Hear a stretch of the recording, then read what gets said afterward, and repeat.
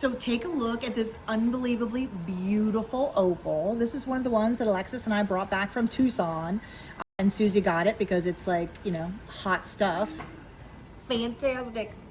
So we were just talking about, for certain stones like opals and labradorite, I'm trying to think what else, moonstone, sometimes they're really better with black behind them because it brings out the blue, it just makes the colors pop more.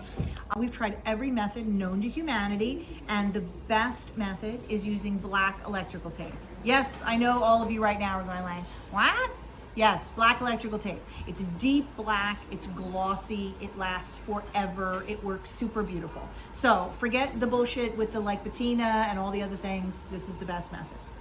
So what we had decided, what we were trying to decide, is we're like, does it look better on the black or not? And I'm gonna be honest with you, I'm not 100% sure that I really see a profound difference in this particular opal because it has a good bit of the matrix attached on the bottom, which makes it opaque on the bottom. But then I'm like, listen, if we're not 100 billion% sure, let's put it behind it. It can't hurt. You know what I'm saying? We may as well, you know, setting is one of those things that's always worthwhile to spend a little bit of extra time to get things to really look their best because like, guess what? They're living in there now, you know? So like whether it's a shiny reflector through a translucent stone or the black or whatever. So we had already done a bit of raising to get the stone up to the right height. So we've got like a whole little fort in there, you know what I mean, that we've built up. And sometimes people will say like, well, why don't you just sand the bezel down? Like you certainly can. That can be problematic if you have elements next to the bezel. Also, a lot of times I'm just like, I've got a big, beautiful bezel there in gold. Why do I want to sand that away? I want to leave it. So we just raise up the stone, but that's like, you know, use your own discretion. So I think what we're going to do is we're going to cut out our little shape right here. I usually stick the tape to a piece of cardboard or something because it's much easier to handle. You know what I mean? If you peel the tape and cut it and then it's like, you know what I mean? It'll stick to your fingers and it becomes a whole thing. So it's easier to leave it to cardboard. The cardboard will do nothing. It will go nowhere. It also seems shocking. Like, what do you mean you're gonna leave cardboard under a setting? We do sometimes, especially with stuff like this. Or if we're putting under an enamel, we do that. So what we're gonna do then is we're gonna cut this out, we're gonna fit it in there, probably remove a layer or two, get the height right, and then I'll come back and we'll shoot that like from the side so you can really see what the height looks like. And then we'll just talk a little bit about, you know, safe bezel settings, setting an opal, which gives a lot of people, you know, the ajda. So you see, we just kind of like set this up. Most of the time, unless it's a ring, I just double stick it to a piece of wood, something like this. In this case, I also have an engraving ball, so then I stuck the block, you know, right in the engraving ball so that I can, you know what I mean, do like so. But I have to say, for years and years before I had an engraving ball, I would put it on a piece of wood, double stick tape, I would set, you know what I mean? So like tools are great, we all love tools and I love the tools, but like never feel like, you know, oh, well, if I don't have an engraving ball, if I don't have this, I don't have that, I can't make beautiful jewelry. The most beautiful jewelry the world has ever seen was made by people with rocks and fucking sticks. Remember, the magic is in you, not in the tools. That's my little statement for the day.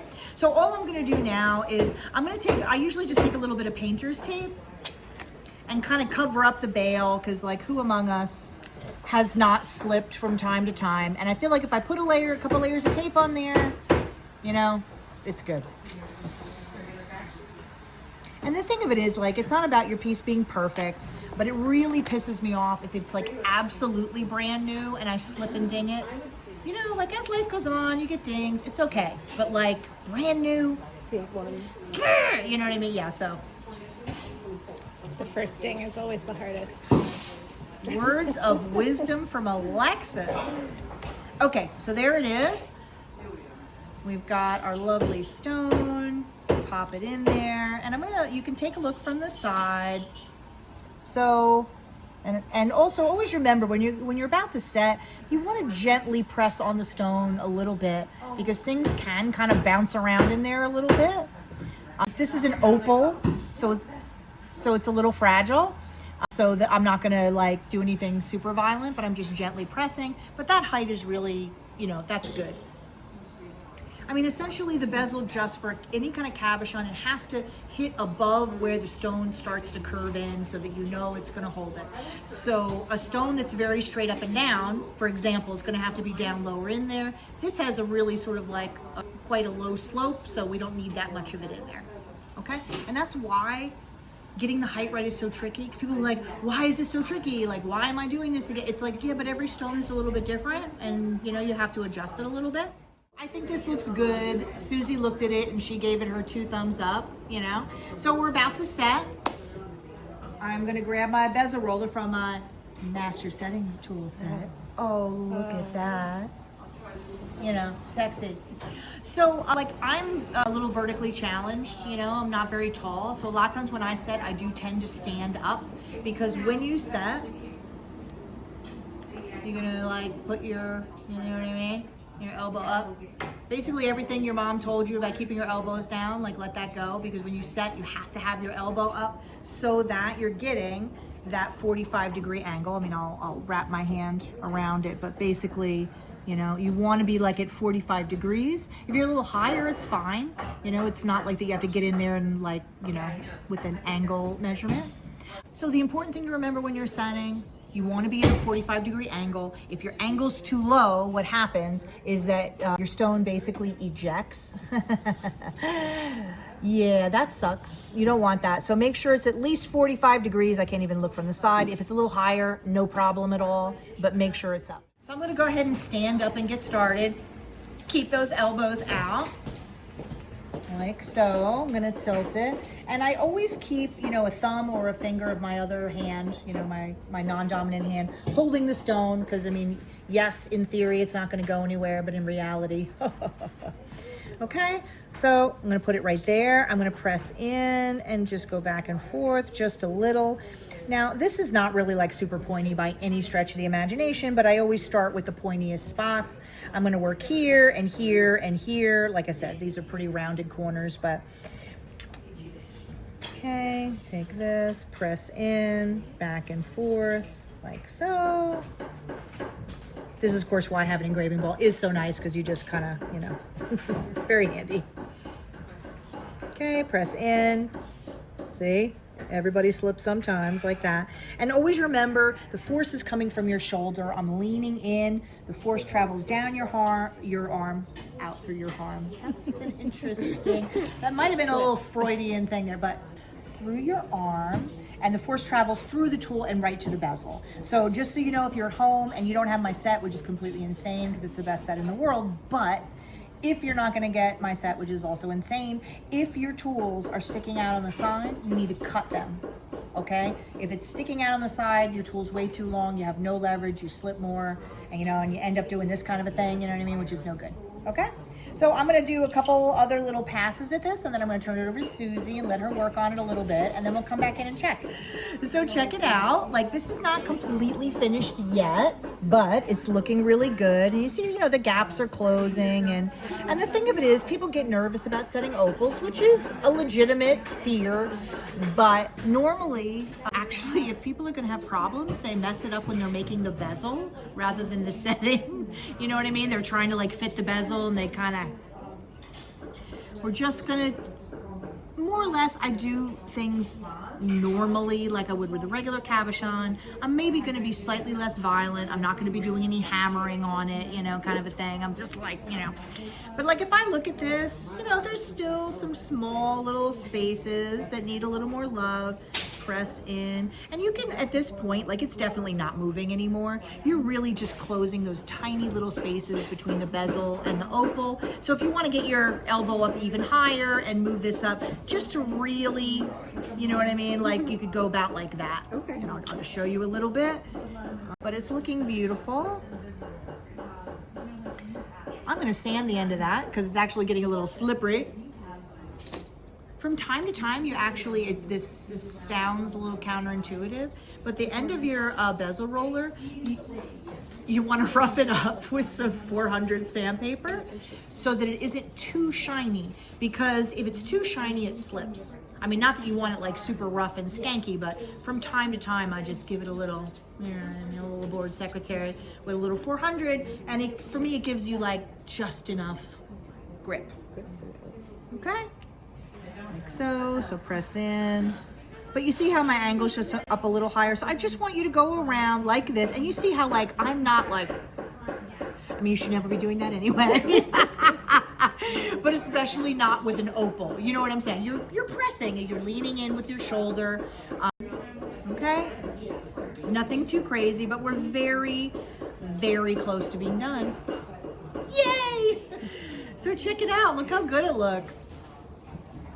Looks really, really beautiful and fabulous. There's certainly no wiggle, you know what I mean? I mean, the wiggle left long ago, but it looks to me like the spaces are closed. I mean, you know, we'll take a good long look at it. As we were discussing earlier, the concept of long looking, you know, that like when I look at something, I'm like, 10 minutes later, I'm still, you know what I mean? I'm looking carefully. But really, the only thing that needs to be done with this, now there's definitely some little slip marks on the side of the bezel, which guess what? That fucking happens. No big deal.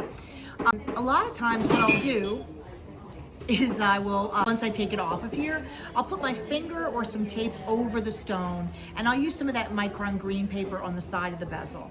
Now, you don't want to just do it and hold it, because if you slip with the sandpaper and hit the stone, you'll take a little shine off your stone, which you certainly don't want to do. Usually on the very top of the bezel, I use the Swifty wheel that's in the bezel settings polishing kit, because the whole point of it is that it is completely safe for all stones, even opals. It'll smooth the top, it'll shine it out. You know, it just kind of like gives it that little like, mwah, I'm done, look at me, I'm beautiful. But you really need to do very little at this stage, which is sort of the whole point of keeping everything pretty clean and pretty prepped, is that by the time the end gets there, you're just like, you know, maybe a little green paper. So what I'm gonna do is I'm gonna get this off of here. And let me offer you one piece of extremely valuable advice that don't learn it on your own, take my word for it. Like when we're using this real like heavy duty double stick tape, it can hold shockingly hard. Don't try to peel the piece off the tape.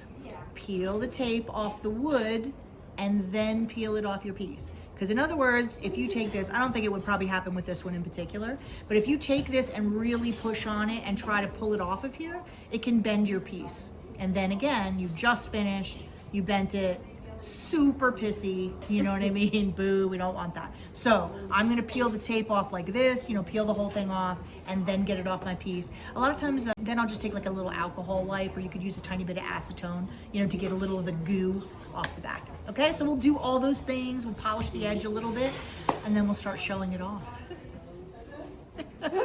That's the moral of that story. Yes, the moral of every story. Yes, you should always listen to me.